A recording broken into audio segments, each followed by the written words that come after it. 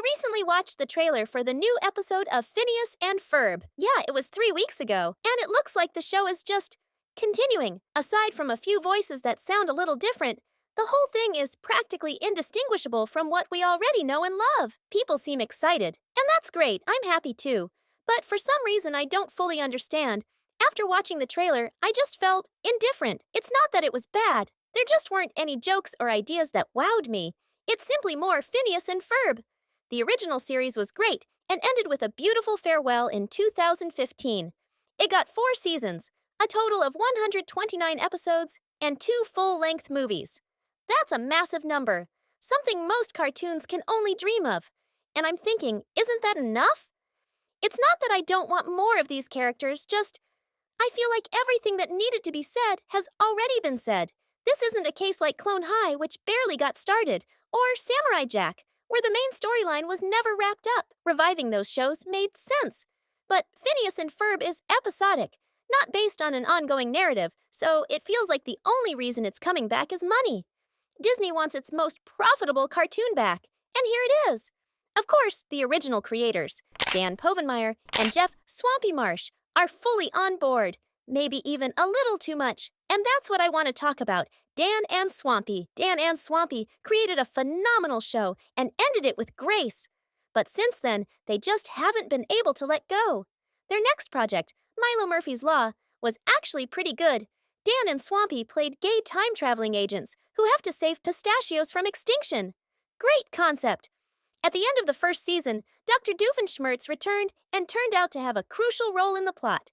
The rest of the Phineas and Ferb cast also came back for a big crossover that opened season 2. The problem is, Doofenshmirtz then stayed in the show permanently, living with the main character's family for the rest of the season. For many fans, this was a huge misstep. He took up too much screen time from characters we were only just getting to know. Even Perry showed up, though his only real relationship is with Doof. It was just awkward. And it's hard to tell if it was just fan service, or if Dan and Swampy simply love Doof so much that they want him in everything, no matter what. After Milo Murphy's Law was canceled on a cliffhanger, we got the second big return of Phineas and Ferb, the movie Candace Against the Universe. It was fun, nostalgic, well-made. But it didn't add anything.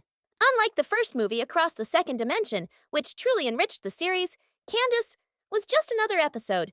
Maybe a bit different, since Doof joins the kids and bickers with Isabella, but nothing mind-blowing. And now we've got the third return of Phineas and Ferb, and I just feel like I've seen enough, especially when it comes to Doof. How many times can you do his redemption arc, only for him to go back to being evil because it's more convenient? In the series finale, Vanessa gives a really great analysis of her dad's psyche, that he's a good man who convinced himself he has to be evil. That was a strong ending. But now, I guess it doesn't matter anymore. Still, this isn't just about character regression. My main question is, can the Phineas and Ferb formula still feel fresh? The show was brilliant in how it repeated the same structure. The boys build something, Candace tries to bust them. Doof accidentally destroys it all, for over 100 episodes without getting boring. But toward the end of the original series, it did start to wear thin, and that's exactly the vibe I got from the trailer. It's nice to see the familiar characters again. Great that the art style and voices are the same, but is that enough? I'd love to see something new. Maybe set it during the school year? Maybe new character pairings? Isabella and Vanessa in one episode? Buford meets Rodney? I don't know. Anything other than just repeating the old formula. And honestly, I'd be more excited about a Milo Murphy's Law revival. Give that show a chance to grow its own identity. But that won't happen because it doesn't make as much money. It would be nice, though, if at least those characters appeared in Phineas and Ferb. Let them join the cast, show up in the background, anything fresh. I'd also like to see some new characters, anything that adds some novelty. Let Carl have a girlfriend or something, whatever. Just don't make it a complete rehash. I'm glad the fans are happy. I'm glad the show is coming back. But I hope it's a bit bolder than just more of the same, because I feel like I've already gotten everything I wanted out of this series. That doesn't mean I'm too old for Phineas and Ferb. On the contrary, I feel like this is being made for people like me. I'm just personally not that excited, and I figured it was worth saying. I sincerely hope this revival turns out to be a huge success and that everyone loves it. Heck, I hope I love it, and that this whole rant was unnecessary. I just feel like this show already had enough, and I don't need a continuation. But that's just my opinion. I hope the new season brings more Grammy-worthy songs and brings peace to the world. Songs like Ain't Got Rhythm or Aglet. Let me know in the comments what you think about this comeback. And most importantly, will you be watching?